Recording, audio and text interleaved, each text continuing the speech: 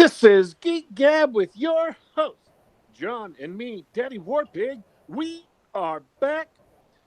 Geek Gab for, I think it's September 1st, 2018. We have on the show today sci fi and action thriller author Peter Nealen. But before we get to that, we're going to allow my fellow host and good friend Dornall to say a few words. Um, Hello. am I still coming through clearly? You're coming through clearly, just so that you know. We've hit our quota of technical difficulties for the episode. Everybody who's just tuning in, you can relax. Daddy Warpig, and I know this isn't normal for him. Normally, I'm the one to do this, but Daddy Warpig is phoning it in. We are in the middle of the vast American wilderness, and I was depending on having an unreliable internet connection, but we don't even have that. So I am on my phone today, and I tell you, it's like being crippled. It's like being crippled. I can't look at the chat, even our personal chat. I can't see that. I can't see the YouTube chat, so I have no idea what people are saying, or even if there's anybody there. I don't even have headphones. I just have me and my phone, and a real hope that we can get this done on time and deliver a quality show under trying circumstances. In fact, I have to hit the mute button because I got to go grab something. I'm in the middle of a house with people watching TV and stuff. I'm not even in a quiet place. That's what today is. So. This is today. Well, as long as we're both here, we got a quality show. Speaking of chat, Bradford Walker, Simon Hogwood, say hello. It's good to have you guys on with us. So today, the only thing I have to talk about is really boring gaming stuff. So let's just skip to brutal action thrillers. As you mentioned, our special guest, Peter Nealen, who I've just been chatting with him, apparently is a ex-Marine who got into writing after that. Pete, welcome to the show. Good to be here. Thanks for having me. That was really fascinating. Well, let's start at the end before we go to the beginning. You just said that your 17th novel just came out. What's that? That would be High Desert Vengeance, number 5 in the Brannigan's Blackhearts action adventure series. Now, I'm not much of a reader, as the audience knows. Have you ever listened to the show? Once or twice, yes. Yeah. So Daddy Warpig's the one who actually reads. Can I just say, superficially speaking, those titles are awesome. Well, did you sit down and think, I'm going to think of the most badass names for a book in a series possible and get those? Yeah, kind of. The series somewhat got started as I'd wrapped up my first action series, the American Praetorians series, last year. And especially, I started really looking at things, especially after Galaxy's Edge came out, and I started learning a lot from Nick Cole and Jason Ansbach on trying to make this whole self-publishing thing a bit more profitable than it had been. Turns out that doing 2 books a year isn't actually going to get you very far on this side of the house. So how to approach the action adventure genre on the self-published side in hopefully a somewhat more lucrative way, while at the same time still kind of indulging myself. And well,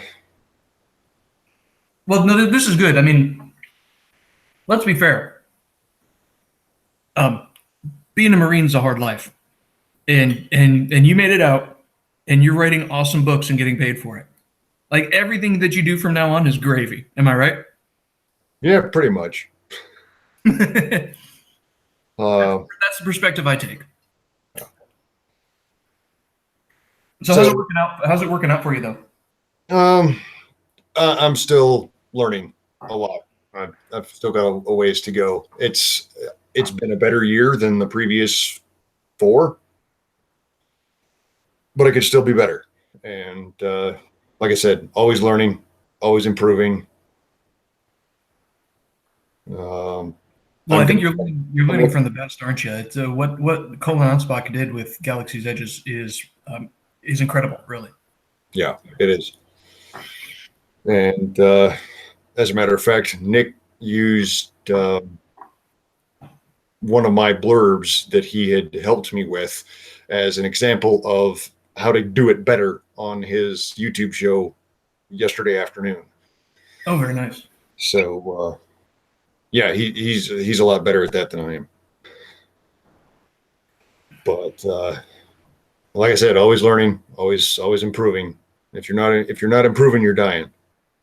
So you started off intending to be a science fiction writer. We were talking before the show. You said you intended to be a science fiction writer, but kind of got sidelined into, modern realistic action thrillers. How did that happen? Well, I started dabbling in writing in high school. I don't want to say how many years ago. It largely came out of I couldn't necessarily afford everything that I wanted to read or play. I was a big fan of Wing Commander at the time and X-Wing. And so I set out to kind of do my own.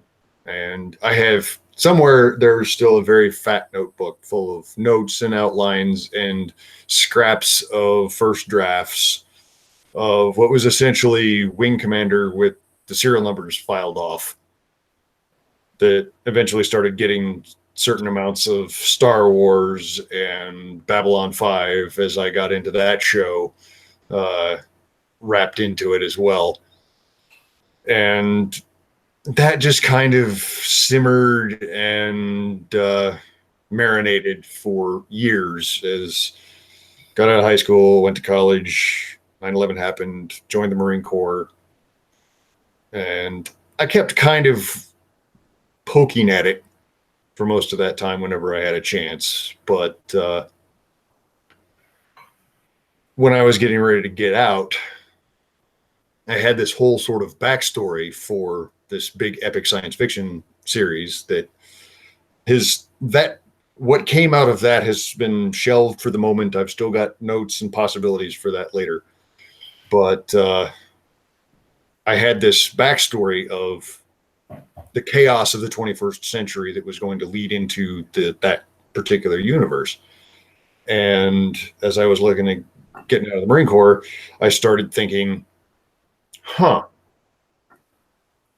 bet I could tell some stories in that backstory, drawing on some of my personal experience to turn it into a military action story, and then eventually lead into pretty much a catastrophic war, revolution, chaos, and eventually work into the science fiction series. And with some inspiration from Stephen Pressfield's The Profession, which was very much along those sorts of lines in some way, that led to Task Force Desperate, which was my first novel.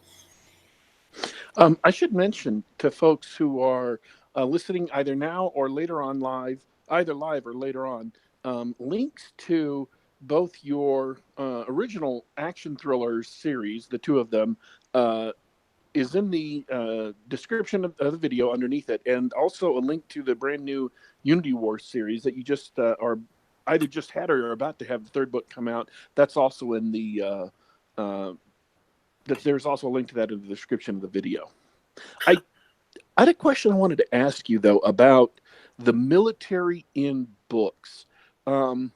Obviously, Nick was in the Army, Jason was in the Army, you're in the Army, and a lot of the writers I know, Colonel Krautman was in the Army, John Ringo was in the Army, and so, David Drake, all of you guys have grounded experience, although from reading John Ringo, my impression is that most of his experience in the Army was wrestling with paperwork, that he really hated paperwork because paperwork and logistics come up way more often than you would expect. in his books. If you read them, pay attention to how often paperwork comes up. But my question is, for those of us who want to be writers and want to write about the military like you guys do, but are civilians, is there? I guess I have two questions. Who is it that's a civilian writer that actually gets the military point of view right? I mean, obviously Larry writes about the military, and then Tom Clancy famously wrote about the military. They're both civilians, but if what else could a civilian author do to get into the mindset of the military and write a military character who is authentic, who is, has that mindset of having gone through boot camp and having gone through training and having been deployed and having to deal with all the machinery of the bureaucracy and then having been in combat. So who is it that you think did it right, and what would you recommend authors do to kind of get the military right in their books? Well, first off, I have to backtrack and issue one small correction. I was not in the Army. I was a Marine. It is an important distinction. I meant to say military. I was muted and my face exploded when he said Army. I was like, oh no, he didn't do that. I meant to say military. You were in the military. Apologies. Sincere apologies. I'm trying to think. Clancy actually, at least past a certain point, Clancy got more wrong than he got right. I find a lot of his later books rather cringeworthy. But I'm trying to think of a civilian writer who really kind of, as much as I hate the term, gets the zeitgeist, as it were. One of my thoughts was Bill Keith, who a lot of his stuff is out under the pseudo of Ian Douglas, but he was a corpsman. He was a Navy corpsman, so he was a veteran as well. And even he gets a bit motarded, as we say, in some of his stuff, where the motivational stuff gets a little over the top. The best thing I can say is find somebody like Colonel Kratman or somebody who's been in and is willing to talk about it, because some guys just aren't willing to talk about it. Some are a little too willing to talk about it. Just doing that kind of research and talking to actual veterans is pretty much the best way you're going to find of tapping into that mindset and that experience. I've tried to do a little bit of advice columns every once in a while on my action adventure blog, the American Praetorians blog. Stuff like the key to authenticity in action scene in combat scenes is pain, because the job hurts, that sort of thing.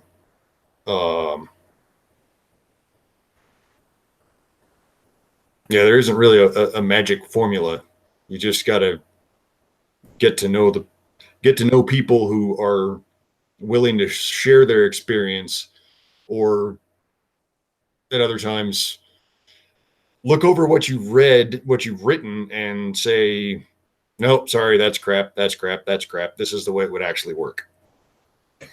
That's really interesting. Along those lines, is it more important to have an authentic battle experience, or is it the day-to-day sort of, for lack of a better phrase, like the rank and file logistical stuff that goes on in the military? Does it rankle you when that stuff's inaccurate, or is we used an example?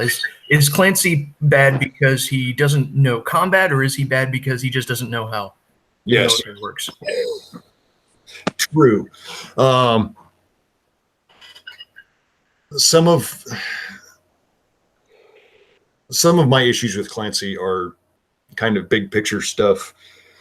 He didn't really know what to do after the end of the Cold War, and a lot of his scenarios got increasingly ludicrous.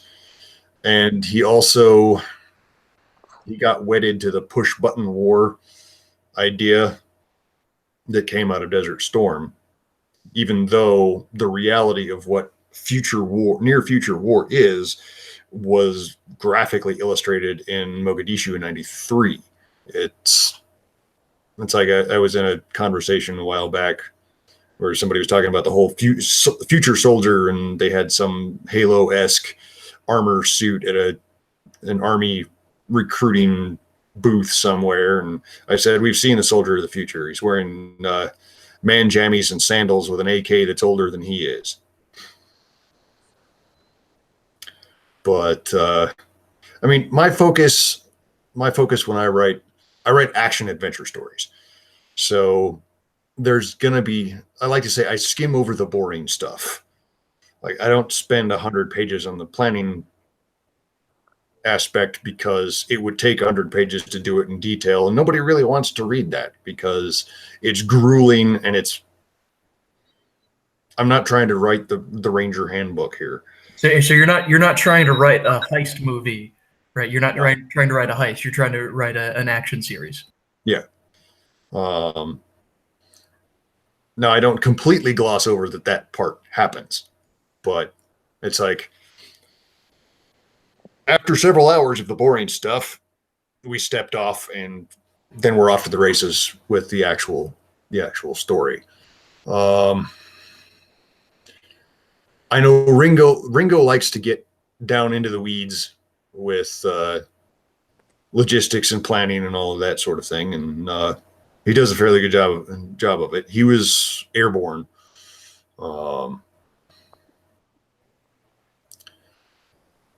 And Kratman does a fair bit of that too, as one would expect from a guy who was an 06 colonel. But it's more, I mean, the logistics are the logistics. If you do it right, there are those who do it right, and there are those who just don't bother to do it at all, as far as I can tell, really. And you think it's, for your books, it's a waste of time? Pretty much, yeah. People read my stuff for firefights. Love it. For firefights and a certain degree of, this is the sort of thing that is happening in the world. I've been accused of prophecy a time or two, which I don't take particularly seriously. But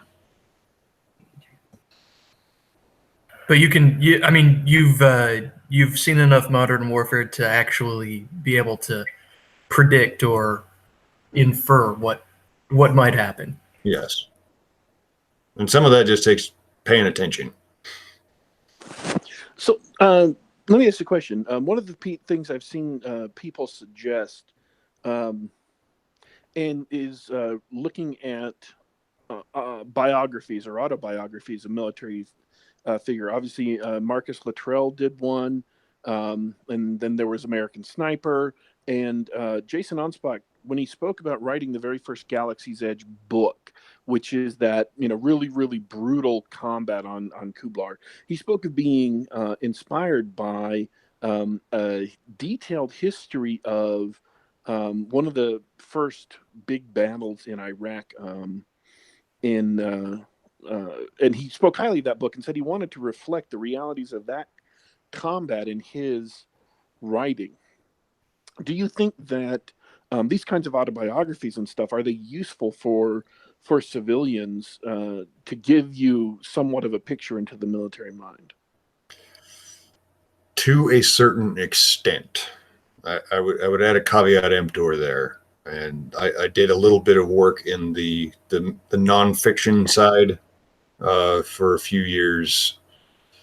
And what I found, particularly with big publishers of those sorts of books, is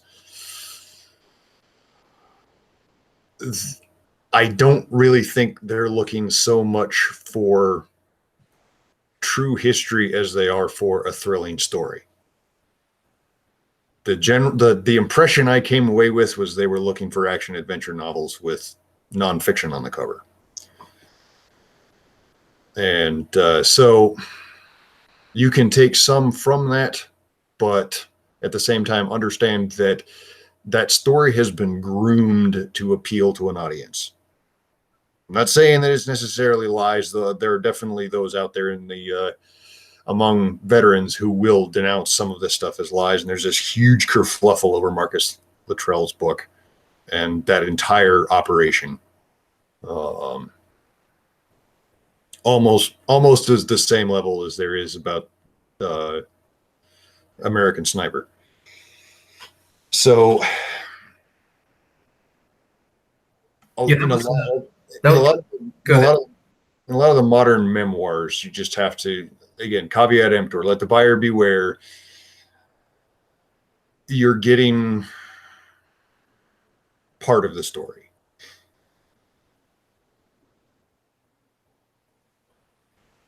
As long as you accept that fact, then particularly if you're looking for fodder for an action adventure story, by all means, depending on, honestly, a lot of these memoirs are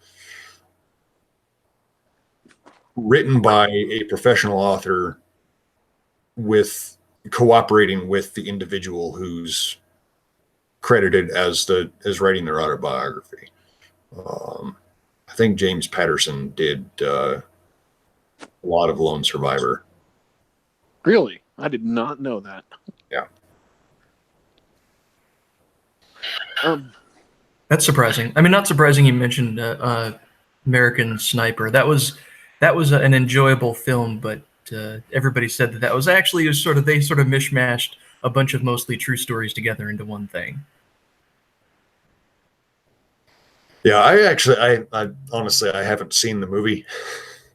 To me, it's essentially, another SEAL movie.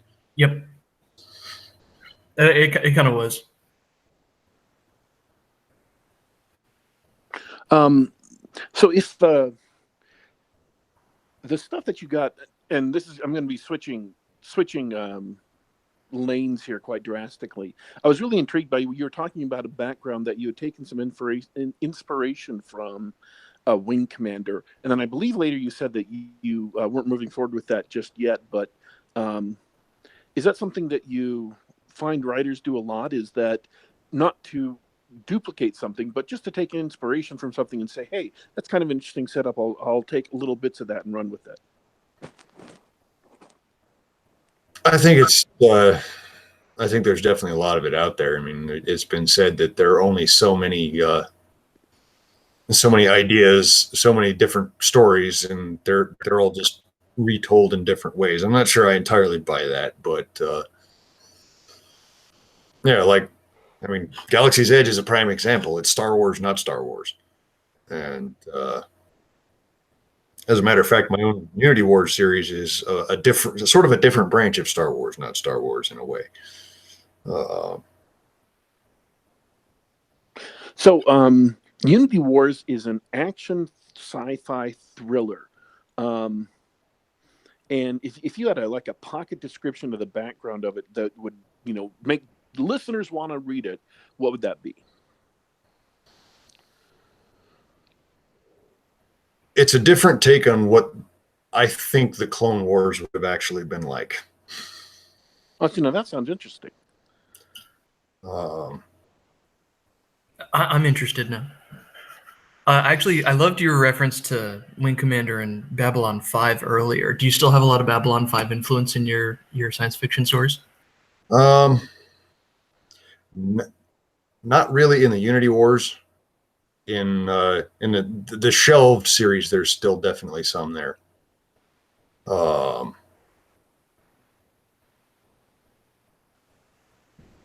mean, past a certain point, it gets hard to separate. Okay, what did this come from that, or was somewhere else, or just bouncing around in the caverns of my brain for a while?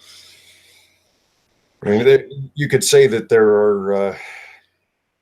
Yeah, you could probably say there are certain elements of Babylon 5 in the Unity Wars eventually, along with the Clone Wars, Lensman, Hammer Slammers. So what's the one big thing? What's the one big change? I mean, I tried to make myself forget the Clone Wars, the film, but as an idea, when when was it Leia said that in the recording? It evoked something impressive. What does it mean to you? What does the Clone Wars mean to you? Well, I kind of went back to mainly the references in Timothy Zahn's Heir to the Empire trilogy. And one of the first things that struck me was you don't name a war after the winning side. That if you look through anywhere in history, like the Indian Wars, the Indians didn't win that one. It's either named after the enemy by the side that either survives or wins, or it's named after a place where it's fought, like Vietnam or Iraq or Afghanistan. So having the Republic and later the Empire name a war after themselves just didn't seem right. So the clones would have to have come from the enemy. I know George Lucas did this whole weird, it was all theater, essentially. I mean, disposable human beings against disposable robots. There's not a lot of stakes there, really, is there? No, and George Lucas made it very clear to obfuscate any sort of stakes or anything in those stories. So I started with the idea, okay, let's assume that. I mean, it actually kind of got its start as this just weird writing prompt that popped into my head about 3 years ago of how would I fix the prequels? And it was, and so the idea was that there was some system that was fed up with corruption or whatever in the Republic, plus a certain degree of megalomania. And this would be the origin of what Zahn called the Sparty cloning cylinders in the Heir to the Empire series. And then Obi-Wan would get wrapped up in that, and in the process meet Anakin Skywalker, who in this version would have been a grown man and already an officer in his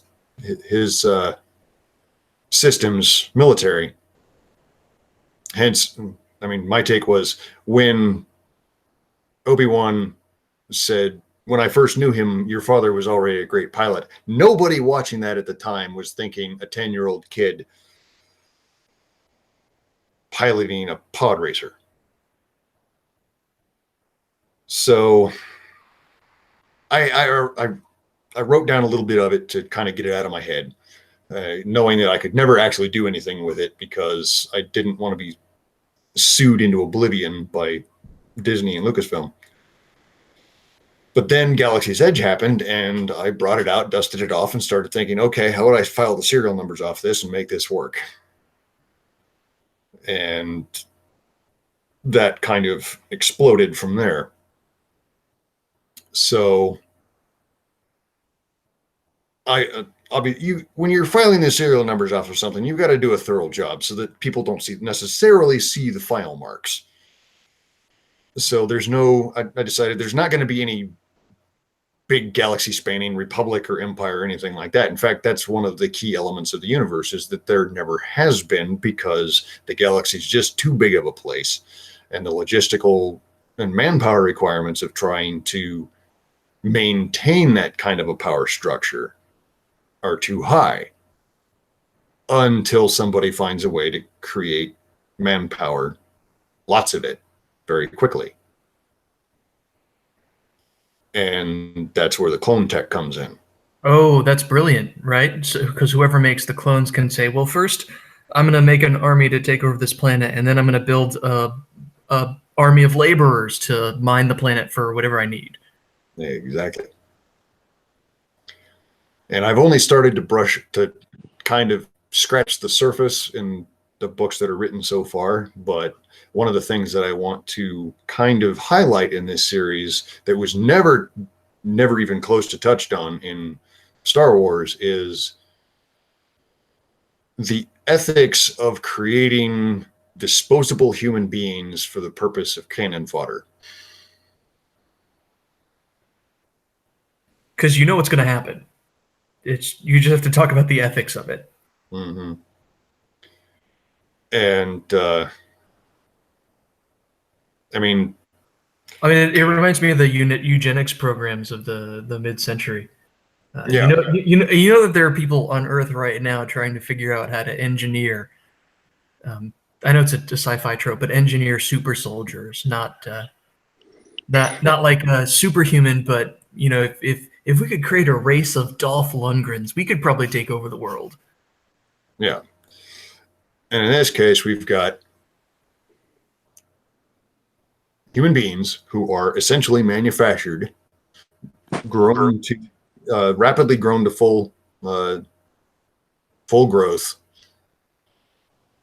indoctrinated, given the pretty much the bare minimum training, and thrown at the enemy.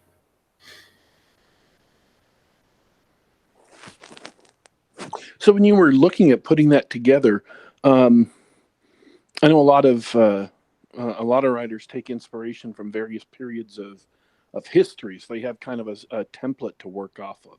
Is there any particular period of history you're looking at? Well, for the Unity's tactics, I looked at the Chinese and North Koreans particularly at Chosen Reservoir, massed human wave assaults, because quantity has a quality all its own. I did posit the existence of, and they kind of started as an XP for the Jedi, but turned into their own thing entirely. The military brotherhoods, because there is no vast political organ in the galaxy, but there's still interstellar trade and commerce and travel. There are still going to be people who attempt to. There are going to be pirates, raiders, and in fact, there's sort of this awful alien horror threat called the Matate, who also feature rather heavily. In fact, they're the primary antagonists of the second book. So there had to be somebody who could travel the stars and defend those who needed it. And that's where the military brotherhoods came from. And rather than being Jedi with the serial numbers filed off, they're more Knights Templar with high-tech weapons, armor, and starships of varying degrees of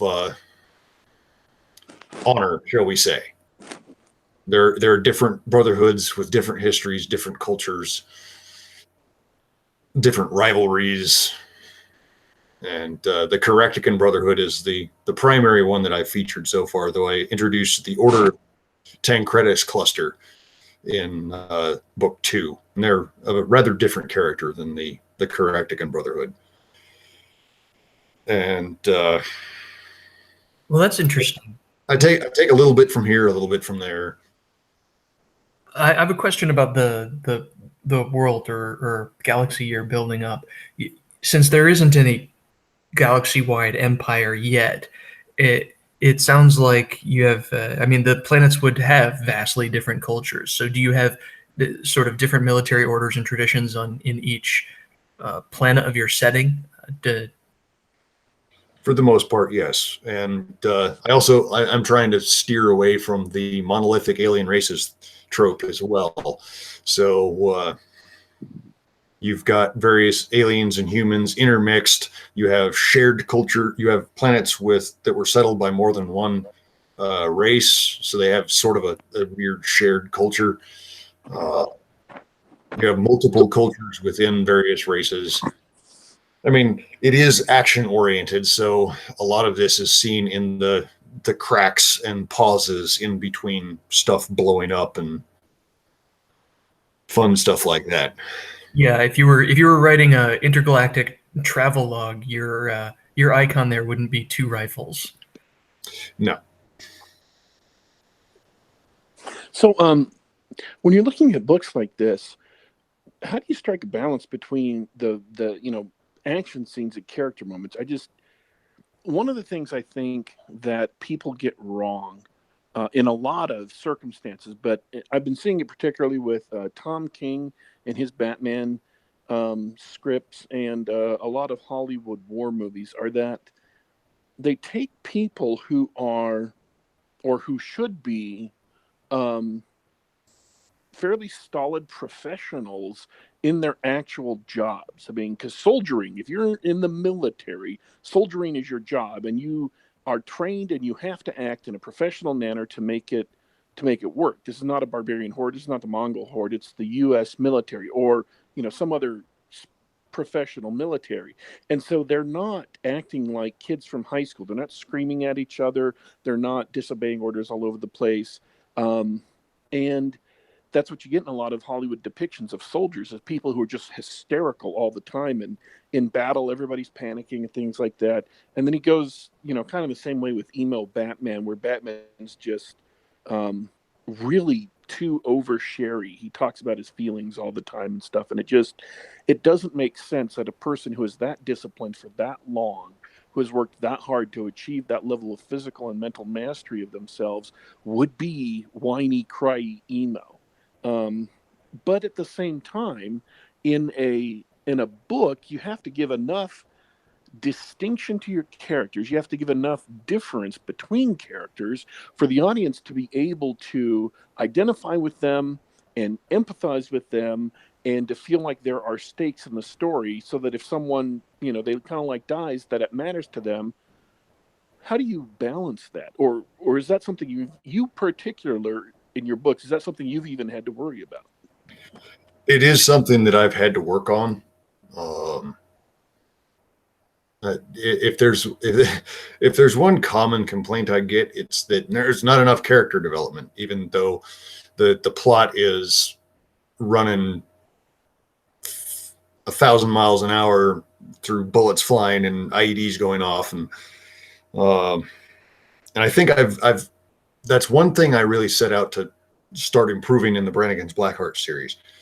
And I should say that the Brannigan's Blackhearts series is, in some ways, I would call a spiritual successor to some of the 80s Gold Eagle action adventure series, specifically one called The Soldiers of Barabbas, or SOBs, which I've become something of a fan of.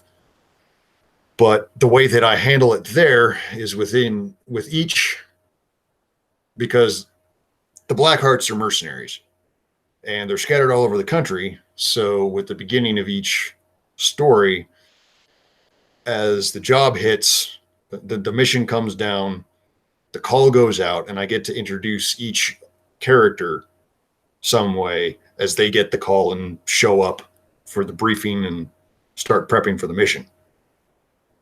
Um, If if I could say so, that was one of the best parts of Armageddon. Um, that was one of the most amusing parts, is having to chase down these guys all over the country and get them together. Um, so even though that doesn't sound like it's a key moment of an adventure, that can be really fun in a lot of ways. yeah, and yeah, your comments about the Hollywood screaming teenagers. Yeah, I detest that trope too, because professionals are professionals, and that I definitely take steps to make my shooters, whether they're Brotherhood in the Unity Wars, or Brannigan's Blackhearts, or the Praetorian Security in the American Praetorian series, they are pros and they act like it. And during a firefight, your concentration is the fight, and anything else becomes secondary, because if you're concentrating on something else and you get your head blown off, it might not just be you that dies, it might be the guy next to you. I've been listening to Diversity and Comics. He's a YouTuber, and he was in both the Army and the Marines at different times. Did several tours in combat over in Iraq and Afghanistan. And one of the things he talks about in battle he specifically mentions it's not that, screamy, panicky thing, but it's more like a puzzle. It's more like a problem to be solved where you say, okay, we need a base of fire over here. You send that squad over there to provide a base of fire. Now, these other guys on the other side move up. One squad moves, the other squad covers them, then the squad who just moved covers, and the one behind them moves up. And it's a tactical puzzle, and you're more really, really focused on trying to do that and fight rather than all of this, drama, or I should say melodrama, even overblown. Yeah. I think that they don't understand, not that we would, being civilians, who've never been under fire. You don't necessarily understand what it's like. But at the same time, I feel like if you listen to soldiers, if you do a bit of using your imagination from similar instances. I mean, even if we've never been in fire, we've never been under fire, we've never been in combat, there are times in which things happen around you that your life is in danger. Maybe it was a car wreck. Maybe, a roommate pulled a gun on you. Maybe that one actually happened to me. Whatever.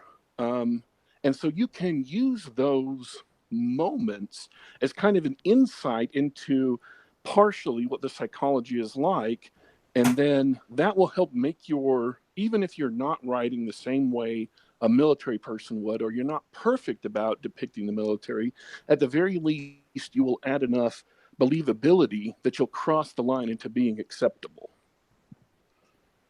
Yeah, there's a degree of definitely adrenaline is adrenaline.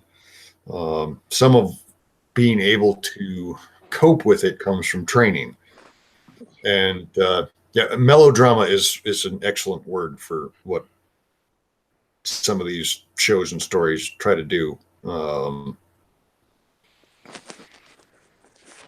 Yes, combat really is a thinking man's game, and I think part of Hollywood's problem is that they assume that we're all knuckle dragging ignoramus, and therefore they can't imagine the fact that combat is a thinking man's game. They think it's just mindless violence, and it's definitely not. Mindless violence gets your entire side dead. See, and I'm going to go back to another YouTube series. There was a historian, not someone who'd been in combat, but a historian, talking about why he disliked Hollywood movies that depict battle, like even going back to Gladiator. Not that they're negative on the military, but that all that they show is like, okay, everybody stand up and run at the enemy, and that's it. And even video games that are not necessarily realistic. There's one called Brothers in Arms: Hell's Highway, and it's very much a tactical game where you have to take one unit and set them up to provide, cover, and then move up with the assault force. And then when you get close enough, you've got the enemy suppressed, you toss in grenades, flush them out of cover, and then you can shoot them.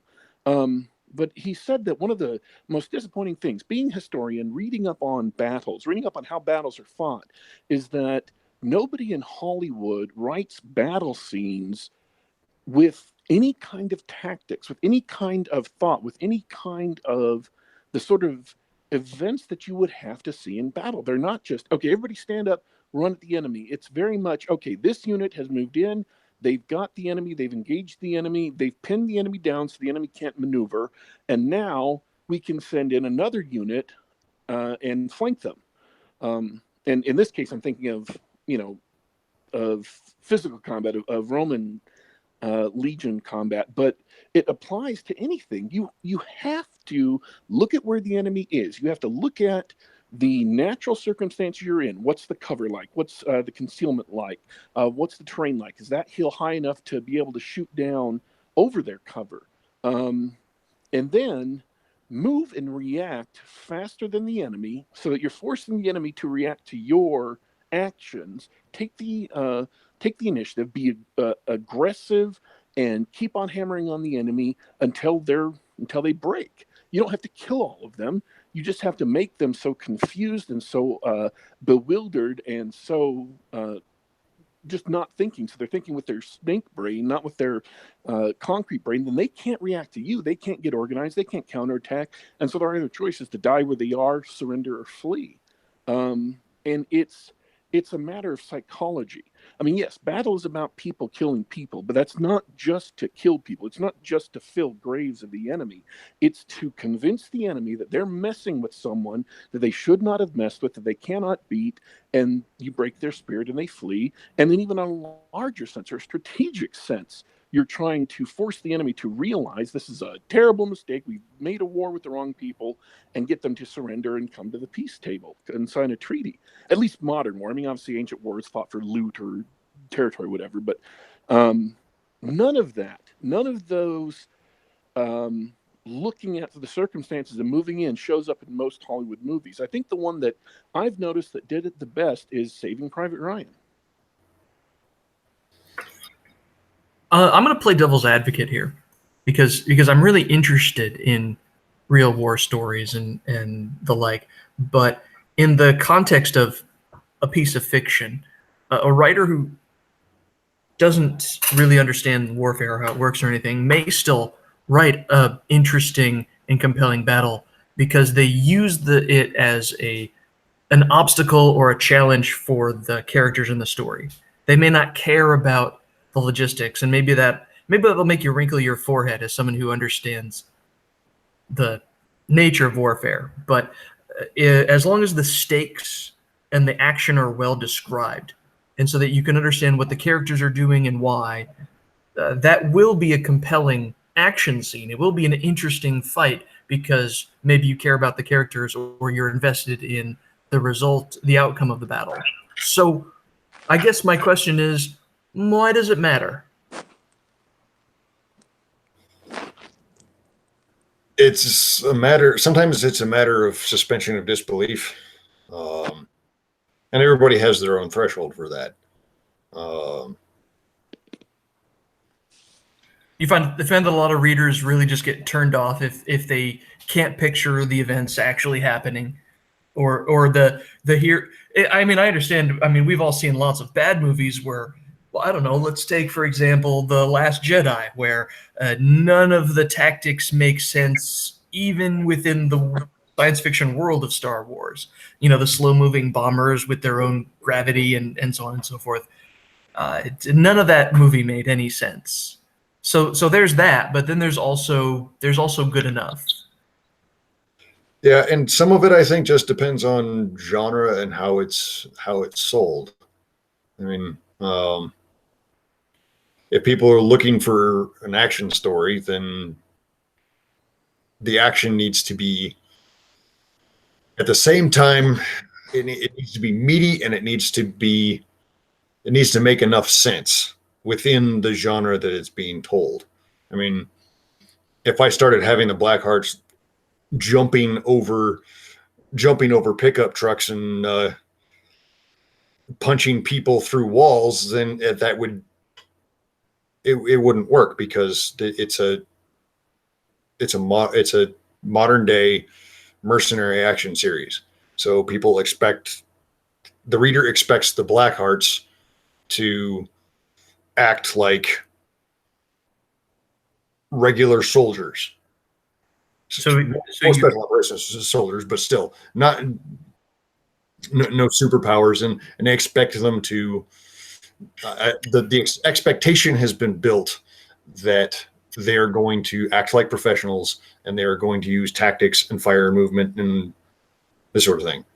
So if I read this book, I'm going to come out, not only am I going to be entertained, I'm going to say, hey, I learned something about how professionals operate without having to go do it myself. Within limits. A few years ago, I actually changed the copyright disclaimer on the copyright page that always says this is a work of fiction, resemblance to real persons, events, purely coincidental. I took it a step further, that it's a work of fiction. It is not autobiographical. It is not a true story couched as fiction. It is, in fact, far more exciting than anything 99% of real gunfighters ever experience. Because I actually ran into a guy who was convinced, no matter what I said, that Task Force Desperate was a fictionalized account of a real operation that I'd been a part of. Not even. Yeah, it's again, it's got to be, if you're writing about a professional soldier, then that action scene has to fit with how a professional soldier is going to act and how he is going to see the action and see the world and the terrain around him. If you're writing about Joe Sixpack, who suddenly gets thrown into the middle of the zombie apocalypse, don't get me started on zombie genre. Then it's You're not a fan. not really, no. But it's going to be, again, it depends on your setup. It depends on the story you're trying to tell. If you're trying to present a story of elite special operations soldiers and none of your tactics make sense, then it's going to jerk your reader out of the experience. He's going to toss the book against the wall and leave. One of my constant one of my usual fallback examples is one of the earlier ghost-written Clancy novels, and pretty much the last one book with Tom Clancy on the cover I ever picked up. Against All Enemies.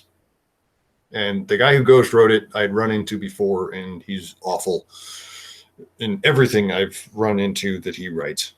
But he had a former SEAL working with the agency, going into these sort of fugue, flashback, PTSD states about his dead buddy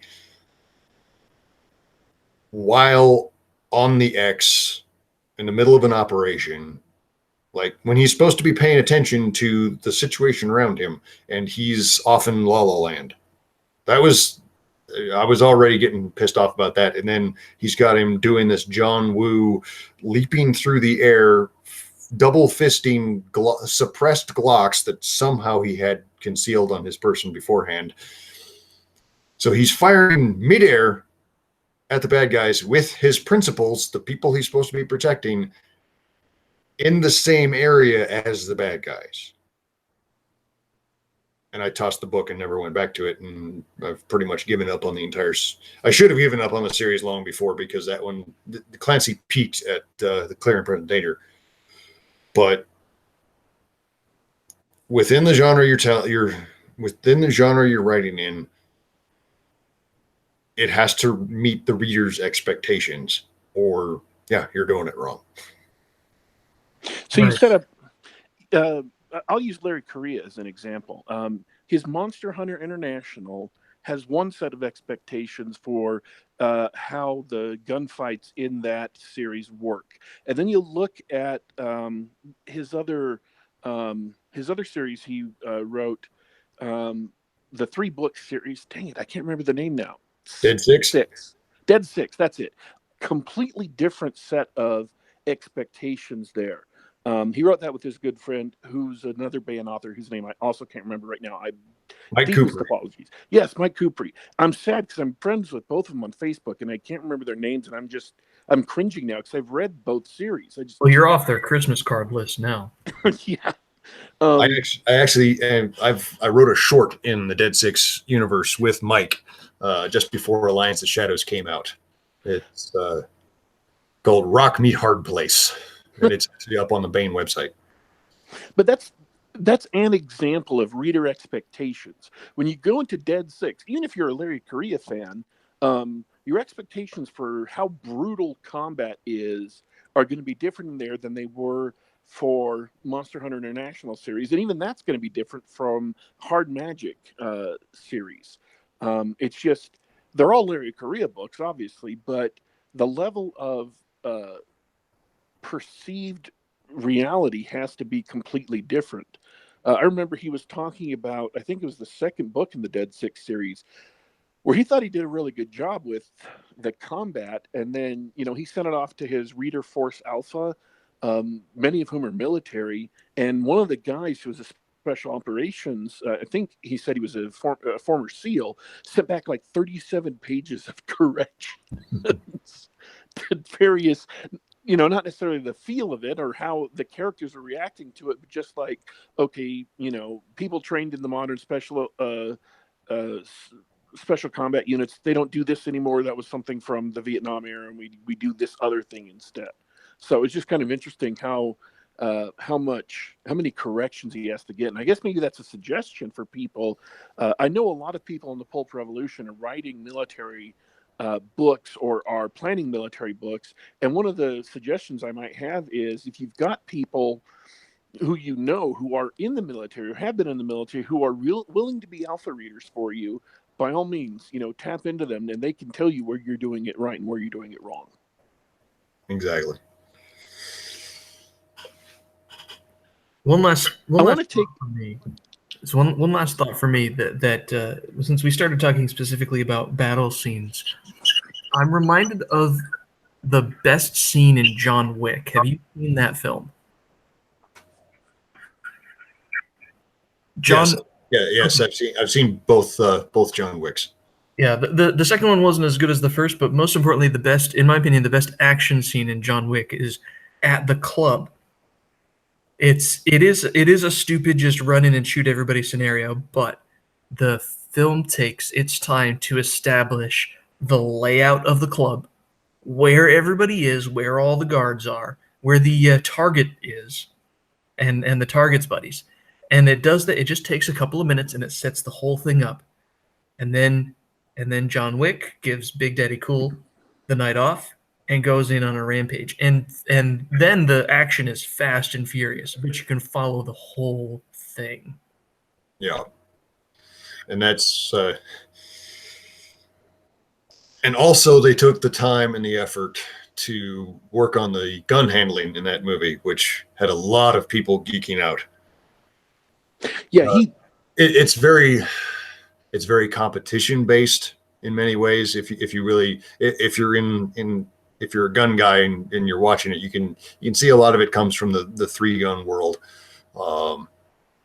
Particularly that scene in the tunnel in the second one. Where he's got all the different firearms just located throughout the tunnel, so he could switch as soon as he runs out of ammunition. Yeah. That was pretty much a 3-gun match in a tunnel with meat targets. But at the same time, it was genuine gun handling, and it was done smoothly, and it was done professionally, and that resonated with a lot of people. And I'm not a shooter. I haven't shot in a while, so I'm not a professional, nor do I do competitions or anything. But it just felt. Yeah, I saw the video of Keanu Reeves doing 3-gun afterwards. It felt real, for lack of a better word. And a friend of mine actually when he was watching the second one, he was talking about, he was round counting, and he said, okay, he's got 3 more rounds and he's going to have to reload. And sure enough, he went dry and 3 more rounds, dropped the mag and reloaded. Oh wow, Hollywood never does that. No. One of the other people I know, who's a friend of mine who does a lot of combat competitions, was pointing out that in the first John Wick, at several instances, he does a tactical reload where he still has a couple bullets left in this clip, but not enough for the situation, and he has time to reload. So he drops the mag, slaps another one in, just because he needs a full mag for whatever might happen next. Now, he was really impressed about that. Is not only was he reloading on time, he was doing tactical reloads to make sure he kept his gun full of bullets for the next encounter. Yeah, and that's one of the things that we've always trained for, is keep your weapon in the best condition possible. Now, it can be taken to extremes. I mean, you're not going to fire 2 rounds and do a tac reload, but when you have a chance, if you've engaged, then you need to be keeping track of your ammunition supply, and during a lull, all right, swap out, make sure that partial mag is somewhere where you're not going to lose it, but also someplace that you're not going to inadvertently grab that one looking for a full mag. This is something else I found really fascinating, and I'm hoping you have some insight or an opinion on this. One of the things I found fascinating, again, I was watching another video on YouTube that they went to. England has this massive collection of firearms, like a really comprehensive collection of all of these firearms they brought together under one roof, and people who are scholars can get access to it. In a country where firearms are almost completely banned, they actually have a better collection of firearms than any place in America. And so they went in and they were talking about, in this particular video, improvised firearms, starting with zip guns and moving on up to the man who wrote a book about how to mill your own submachine gun at home, if you have the tools. And one of the things I found most fascinating about that process was making an actual firearm isn't very hard within certain limits. If you're not really, if you're not concerned with having to have it last for years or having to last beyond a firefight, then the tolerances on the metal and whether or not it can stand pressure are really low. But making a magazine like home, making a magazine at home is actually really fiendishly difficult to get it so that it is all the right dimensions to slap into the gun correctly, and then making sure you have a spring that will maintain its tension and push the rounds up and all of that. I just found that fascinating, that one of the most fragile parts, one of the hardest to make parts, is a part that most people never even think about how it operates. Just doesn't even cross their mind. Yeah, and mags can go bad all the time too. I mean, one of the advantages to using it's an advantage and a disadvantage at the same time. The old GI aluminum M16 mags, they can get bent up fairly easily, and they'll stop feeding correctly. They won't eject when they need to. They won't seat correctly, and since they were just aluminum, if we had a bad mag, we'd pull it out of the mix, crush it so it didn't get used again, and then toss it out. Like the HK steel mags, you can't really do that, but they tend to be a little bit more durable. Heavy, but durable. Yeah, mags can be finicky. Even commercially produced ones. Well, now that you're talking about real life hardware, I've got just a curious question. We see a lot of the same firearms in TV shows and films. Like the secret operatives always use the H&K MP5. You know, every cop's got a Glock or one of those. I forget what else. So how much of that is fiction and how much of it is there really are standard or common firearms for different types of units? There are certain very common firearms. The M4 platform is pretty ubiquitous now, particularly since the start of the GWAT, the Global War on Terror.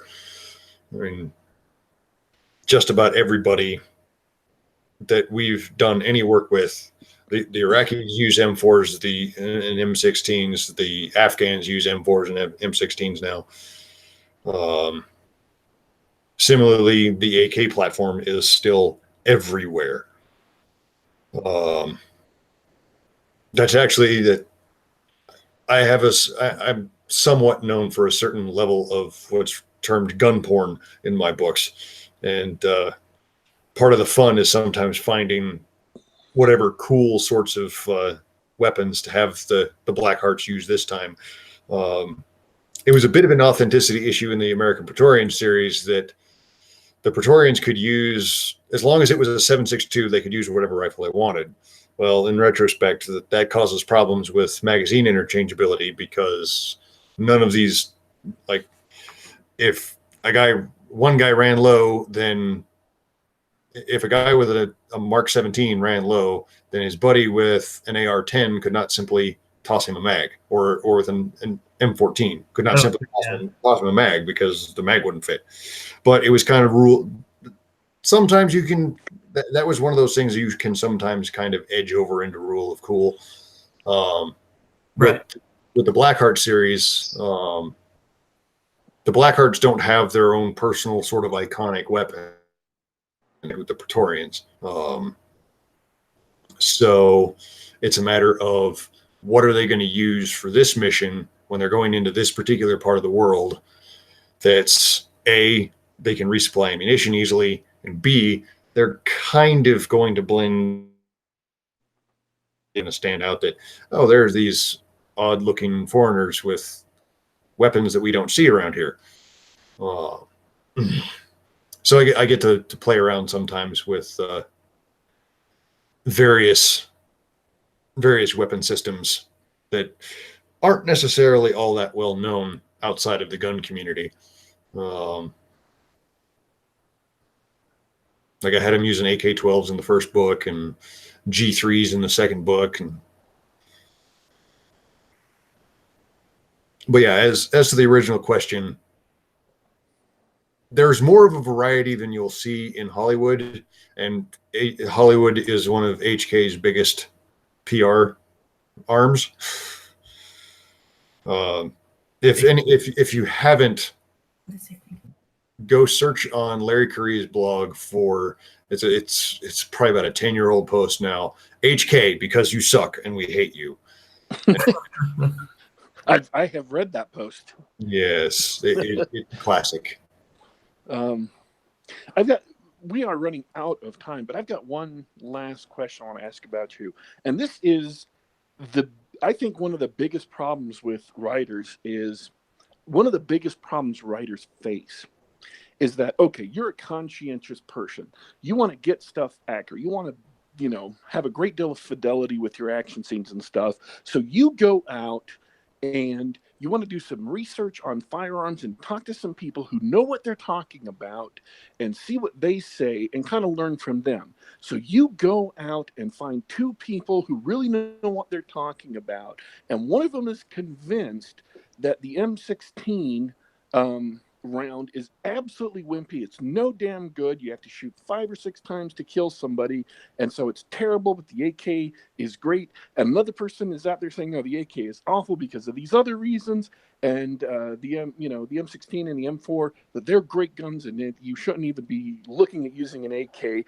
And the bitter arguments between experts, in the field of guns, the field of cars, the field of history, archaeology, whatever, mean that as an amateur, you have no authority to go through. How do you thread the needle in situations like that? Because all of us have areas that we're not expert in, that we're going to have to rely on somebody else's opinions. How do you pick an opinion that's good enough for the audience to buy into? Ooh. See, I've had to do that with a few things like cyber warfare. Computers, another excellent example. Yeah, there comes a point where you've got to.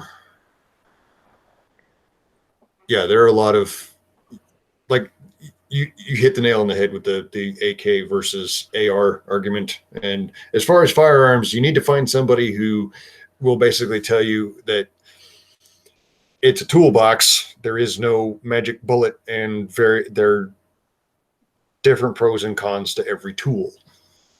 Kind of like the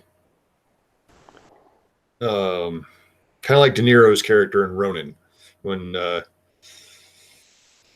Sean Bean is asking him what he favors weapons wise, and he says, "Well, it's a toolbox. You use the tool for the job." Ronin is a great movie, by the way. Awesome movie. But there comes a point where you've just got to seek out enough opinions that you can get some kind of feel for the landscape that you're trying to describe, whatever it is, and accept that there are certain things where you're going to get close enough, and that's about it. And that was a hard one for me to swallow too.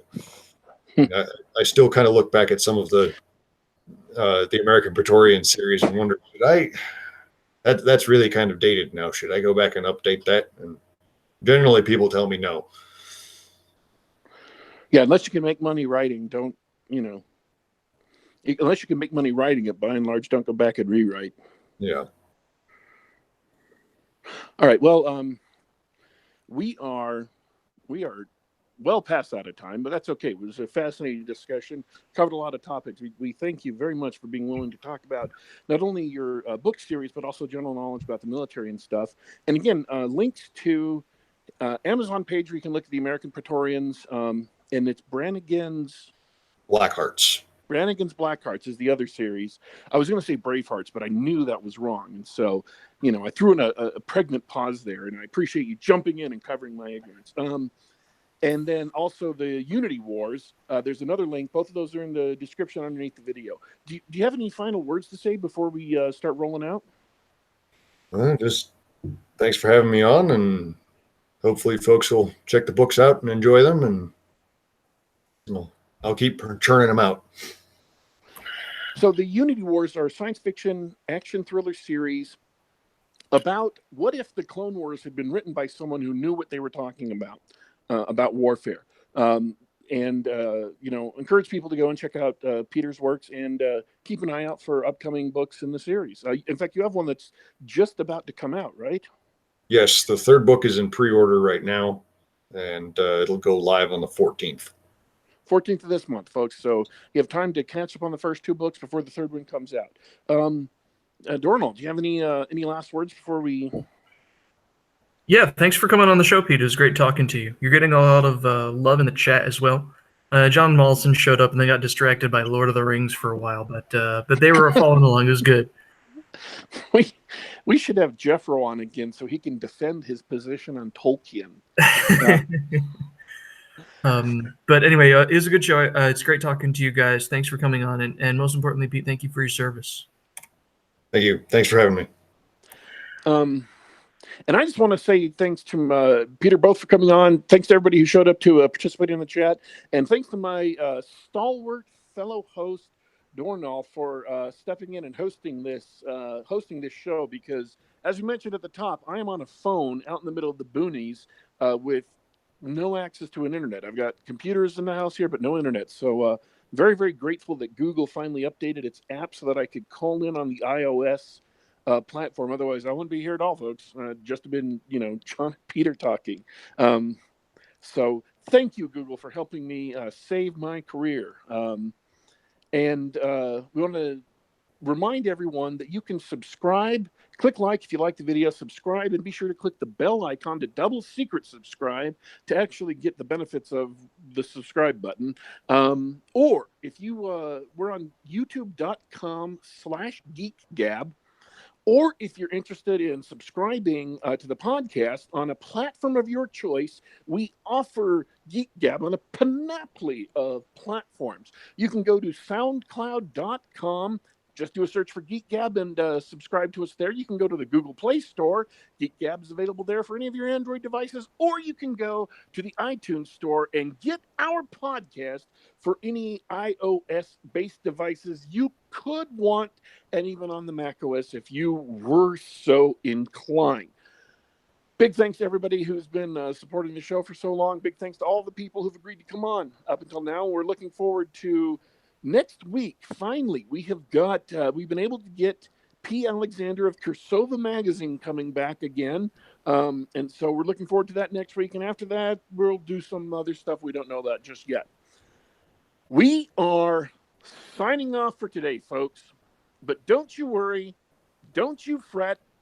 We will be back.